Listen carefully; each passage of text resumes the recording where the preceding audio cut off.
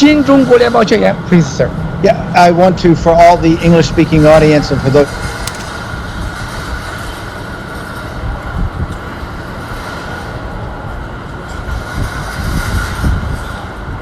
also read the proclamation. The Declaration of the New Federal State of China on 4 June 2020 in Beijing. This is the preface. It is the whistleblowers movement that has brought us together in order to realize the rule of law, democracy, and freedom in the new federal state of China. The free Chinese throughout the world and in China have established the Himalaya Supervising Organization. During the past 3 years, Mr. Miles Guo and myself have founded and led the whistleblowers movement that exposed the illegitimacy and the true evil nature of the Chinese Communist Party and its deceptions. The Himalaya Supervising Organization is a voluntary, non-governmental organization with no political affiliations at all. It is recognized by international community and protected by international law, along with the Rule of Law Foundation, the Rule of Law Society. It will serve as a bridge of communications between the new federal state of China and the international communities in the areas of cooperation, defending people and freedom, and protecting the security of assets on the basis of common development and mutual respect among the people of the whole world. Now, the mission of the new federal state of China and the Supervisory Commission is to take down the Chinese Communist Party. The Chinese Communist Party is a gangster organization with no legitimacy, funded by the Communist International, which has subverted the legitimate Chinese government in the past. The totalitarian rule in China has caused horrific atrocities against humanity, total disregard for human rights, the destruction of humanity, trampled over democracy, violated the rule of law, dishonored lawful agreements, caused great bloodshed in Hong Kong, and has exported corruption across the entire globe. Recently, it unleashed a biological attack on the free countries of the world, the CCP virus, through their incompetence and their corruption and their cover-up. The COVID-19 virus, which poses a serious threat to the health and survival of all human beings. The crimes the Chinese Communist Party has committed are too heinous to be tolerated any further. The elimination of the Chinese Communist Party is essential in breaking the shackles of slavery imposed on the Chinese people, and also in bringing about peace to the international community and all mankind. The new federal state of China, as a country without the Chinese Communist Party, will be able to fulfill the needs and aspirations of the Chinese people, as well as to ensure the future prosperity of China and the rest of the world. Now, the vision of the new federal state of China is laid out by the drafting committee for the new state. It is suggested the new federal state of China should draw up a constitution in reference to the democratic and legal systems of the West and any relevant international laws. It should be conducted under the supervision of international institutions and the Himalaya Supervising Organization. Government bodies will be established according to the principle of one person, one vote, and the separation of executive branch, legislative bodies, and judicial systems. An electoral and impeachment system should be set up in coexistence to ensure the efficiency of operations, so to avoid substantial social chaos and disasters brought about by the rule of man, not the rule of law. The new constitution will include the following protections. Number one, human rights, the rule of law, freedom of religion, freedom of speech, and private property rights, including land reform, which are sacred and inviolable. Number two, the new federal state of China will endeavor to promote permanent peaceful relationships and seek common development with people throughout the entire world. Number three, legislation will be enacted that guarantees educational opportunities, retirement pensions, and health care, which are basic needs for the welfare of the people. Education plays a vital role in a country's progress, and thus the new federal state of China and the Himalaya Supervising Organization must strive to expand investment in the overall education system, draw valuable lessons and practices from the West, respect teachers at all levels, and ensure education is compulsory and non-discriminatory. Number 4, protections for natural environments and animal habitats so that all life can coexist harmoniously. Number 5, regarding relationships with Hong Kong, Macau, Tibet, and other regions, the new federal state of China will promulgate a special autonomy ordinance as soon as possible and strictly enforce those rules. Taiwan should remain in its current status and enjoy expanded trade and steady development while achieving common prosperity with the new federal state of China and other cooperating regions. Number 6, the new federal state of China will immediately, upon its execution in Beijing, confiscate and recover all assets that have been plundered by the kleptocrats within the Chinese Communist Party and return that wealth to the Chinese people. I want to repeat this one for everyone watching in Beijing particularly, that the new federal state of China will confiscate immediately and recover all assets that were plundered by the kleptocrats within the Chinese Communist Party and return that wealth immediately to the Chinese people. Number 7, they will grant amnesty to all prisoners after the establishment of the new federal state of China, except for criminals who have committed capital murder or crimes against humanity. Now, the mission of the Himalaya Supervisory Organization in this interim process. At the time of this announcement of the establishment of the new federal state of China, the Himalaya Supervisory Organization solemnly pledges, in view of the fact that the Chinese Communist Party still holds the state power to exercise various methods of extreme control over the innocent people of China, the Himalaya Supervising Organization will make all preparations for the formation of the federal state of China with outreach efforts. It will actively liaison with various countries, political parties, associations, international bodies, and international friends and colleagues, supporting the establishment of the new federal state of China and coordinate relationships between the interim government. It will guide and assist the preparation of the new government and ensure the smooth, effective, and steady progress of the preparation of the new federal state of China. The Himalaya Supervising Organization will collaborate with international supervisory organizations to oversee the operations of the new federal state of China according to the law. The Himalaya Supervisory Organization complies with both international law and the laws made by the new federal state of China and accepts strict supervision from relevant international legal institutions. Mr. Miles Guo is the leader of the whistleblower movement. Mr. Kyle Bass is the Rule of Law Foundation chairman. I am the Rule of Law Society chairman, and there will be many others named to the supervisory committee in the immediate future. I want to talk about some of the appendixes to this proclamation. One is the Himalaya Supervisory Organization. The founding principles of the Himalaya Supervising Organization are defending the security, wealth, freedom, and dignity of the Chinese people, together with the international community, safeguarding the future of the Chinese people, and contributing to the peace of the new federal state of China and the world in the next millennium. Himalaya stands for democracy, rule of law, and freedom of people in China. Established on the basics of the Rule of Law Foundation, the Rule of Law Society, the Himalaya Supervisory Organization is a non-governmental organization that has substantial legitimate, composed of designated personnel, and protected by international law.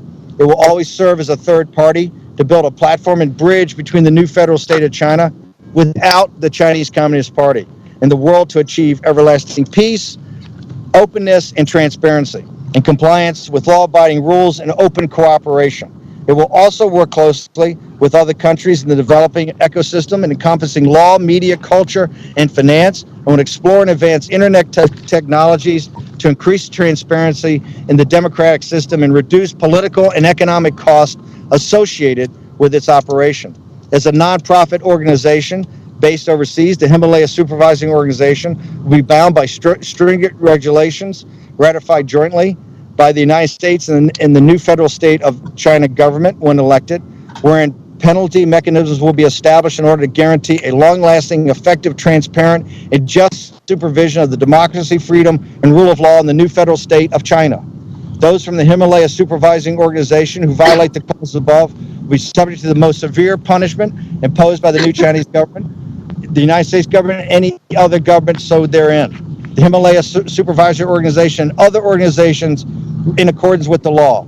The June 4th incident, also known as the Tiananmen Square Massacre, is the most significant and far-reaching democratic movement and student movement in China's modern history. Therefore, the Himalaya Supervising Organization chose June 4th, this special date in China, to solemnly proclaim the new federal state of China declaration. The second appendix to this declaration is the evil nature of the Chinese Communist Party. Since the Chinese Communist Party became the ruling power of China in 1949, they have initiated brutal political campaigns. They have failed to do land reform. They've suppressed counter-revolution. They've failed to do land reform. They've suppressed counter-revolution. They've initiated the Great Leap Forward, the Cultural Revolution, the one-child policy, etc., etc. Its total, hundreds of millions of people have died prematurely under the hands of the Chinese Communist Party. What more, they've destroyed thousands of years of moral culture, of Chinese tradition, destroyed Chinese upper classes, and destroyed the social foundations of the Chinese people. After the Tiananmen Square Massacre in the year 1989, the Chinese Communist Party regime cheated the United States and other Western countries, eventually gaining their trust to join the World Trade Organization. They generated enormous amounts of wealth by selling and exploiting the cheap slave labor forced upon the innocent Chinese people, ensuing heavy pollution and destroying the lands, rivers, and lakes of China. Nevertheless, not only did the CCP fail to share the wealth with their own people, it has become continuously and unscrupulously stealing national assets on a daily basis and wealth to transfer to overseas accounts in their countless children, mistresses, and other proxies. Defying the rule of law and justice, the Chinese Communist Party has been running a false state, a mafia state, a gangster state, a police state, and a corrupted state.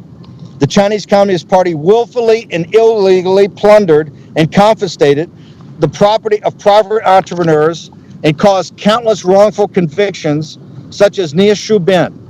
They also undermined the 50-year commitment to Hong Kong on the one country, two systems, violently repressed, tortured, and killed Hong Kong citizens who are defending freedom and democracy. They are ramping up their arms, threatening neighboring countries, flexing their muscles. Furthermore, they have resorted to using unrestricted warfare by developing this deadly bioweapon virus, covering up the truth, and spreading the virus to over 180 countries worldwide. Millions of people are now infected, hundreds of thousands are dead, trillions of dollars of wealth has been destroyed against enormous social cost, all caused by the Chinese Communist Party. The Rule of Law Foundation, the Rule of Law Society, similar to many other charitable organizations, the Rule of Law Foundation or Rule of Law Society are nonprofit corporations under the Internal Revenue Service, domiciled in New York State, existing under the supervision of the State Attorney of New York. The vision is to ensure the Chinese people live in the federal state of China under the rule of law, religious freedom, freedom of speech, freedom of assembly, private property, and land reform. This is the goal of the Rule of Law Society and the Rule of Law Foundation, is to ensure that the rule of law one day, to the degree that we can help and assist, is one day executed in China. Its mission is to expose the corruption and illegal practices of the Chinese Communist Party, the political, legal, commercial, and financial systems under Chinese Communist Party one-state rule, and to supervise and expose all kinds, numerous illegal activities that take place in the Commonwealth of China. The new federal state of China, the new government, the new constitution, under the supervision and advocacy of the Himalaya Supervising Organization, the new federal state of China will be a land without the Chinese Communist Party. It is the single mandate of the federal state of China with the Himalaya Supervising Organization to rid the Chinese Communist Party from its dictatorship over the Chinese people. The Chinese people will elect their ruling powers through the one person, one vote system. The new government will be elected by all Chinese citizens through one person, one vote. All citizens have the right to form political parties to take part in the elections, and any political party must be supported by legitimate votes to be eligible to participate in a national level election. A new constitution and set of laws will be based on Western laws, including British common law and law in the United States and the United States case law, and will be voted on by referendum. The Constitution will be defined and limit the government's rights and functions while simultaneously protecting citizens' rights and interests. Number two is to establish a modern government with separation of powers. The executive branch, the legislative branch, the judicial branch are kept separate to ensure checks and balances. The government shall be elected through one person, one vote, and be free of control or manipulation by any political party or leader of any interest group. The government and physical parties shall be open and transparent to the entire public and all citizens of China and subject to direct supervision. Financial disclosures from the government officials is mandatory. 3, reparations. By way and through investigations into the unjust, false, and arbitrary cases during the Cultural Revolution, the Tiananmen Square massacre, corruption during the anti-corruption movement, as well as all other political movements, the compensation to the victims by law will be the return of personal and corporate assets that have been confiscated illegally under international law and practices, grant amnesty for the Chinese Communist Party members and other prisoners except those who are indicted with capital crimes and crimes of humanity. The trials will be set up for the kleptocrats. Also, they will retrieve and recover all assets that have been taken or transferred by the former leaders of the Chinese Communist Party, and particularly where they've been transferred out of the country, and particularly where they've been transferred to their families to get the wealth out of China and to steal from the Chinese people. Similar to the federated system of the United States, where the federal government holds the sovereignty, the states hold the sovereignty, all individual states enjoy full autonomy. In the new government, Hong Kong, Macau, and Tibet shall enjoy solemn and independent autonomy under the federal government, while Taiwan will be able to continuously enjoy its current political status and system. To further learn from the British government in Hong Kong, before 1997, China will readopt aspects of the open and free social environment and social management systems. Hong Kong, Macau, Tibet shall be able to enjoy all government jurisdiction except for national defense. On the basis of never changing the status quo with regard to Taiwan, the future new government and the people of both sides on Taiwan Straits will vote together to make the decisions. This is further ensure that the peoples of Hong Kong manage and administer Hong Kong. I want to repeat that. This is to ensure that the people of Hong Kong manage and administer Hong Kong, while the people of Taiwan manage and administer Taiwan, and the Tibetan people administer Tibet. 5, signs of 1,000-year peace treaty. Countries around the world based on equivalent, reciprocal, permanent, and measurable principles. The new administration shall establish an organization on a permanent peace, coexistence, and legally bind international cooperation committees. This is to make sure that the new federal state of China is saying that they're not an aggressive power, they're not going to be an expansionist power. What they're trying to do is to organize special zones with Tibet, Macau, Hong Kong, and then work out something with Taiwan, but they do not and will not be an expansionist power. The permanent peace treaty should cover elements of economy, finance, technology, culture, education, intellectual property, market reciprocity, and resource mobilization. The new government holds the spirit of openness, diversity, and embraces and encourages international cooperation. National security and sovereignty are exceptional. New China will permanently open to and exchange with the world under the premise of equality and freedom in the areas of government structure and management, customs, education, culture, sports, and media, regardless of race, of gender, of age, of nationality, of religious beliefs. Talents will have equal employment opportunity and can move freely across national boundaries to achieve reciprocal and mutual beneficial development with the world. Implement a self-defense oriented national defense policy. Unless attributed to the top secret national security, China's national defense must be completely open and transparent to the world and become a military guarding force for millennium of peace between China and the rest of the world. They will work with all countries of the world, the United Nations, and led by the United States to establish a permanent peaceful defense mechanism that does not harm anyone, establishes long-term mutual trust and mutual supervision. All the offenders will be treated as military. Under no circumstances should the military be allowed to participate in politics, warlord separatism, or the suppression of civilians for reasons such as martial law or violent control. All offenders will be treated as military rebels and public enemies of the country, and the participants will be deprived of all economic, political, and social rights. The federal government and the local governments will carry out military strikes against rebels without authorization. To protect citizens' freedom of religion, the new federal state will make legislation and regulations on practicing religion, preaching religion, and the separation of church and state. It will prohibit the misuse of religion as means to serve the state and to engage in fraudulent affairs with the purpose of acquiring wealth. And that is basically it, sir. Thank you so much. Has it finished? Yeah, just finished. 亲爱的兄弟姐妹们，谢谢你。 I want to repeat that this was drafted up by a drafting committee made up of Chinese citizens that are now living throughout the world. They want their freedom and want freedom for their country. It's an extraordinary document. It's been worked on for 6 months by the Chinese, and I'm very honored to be asked to be an advisor to the Himalaya Supervisory Committee. Very honored that people put in so much time and so much effort, and this is the start of a new day in China. Thank you, sir. Thank you, Miles. Very much. Thank you very Great much. work. Thank you. 兄弟姐妹们，现在啊，班农先生已经念完了。我向大家要说一个事情，我在3年前说过，我们一定要在3年内消灭共产党。3年内发生了一系列的事情，证明了天佑我们爆料革命。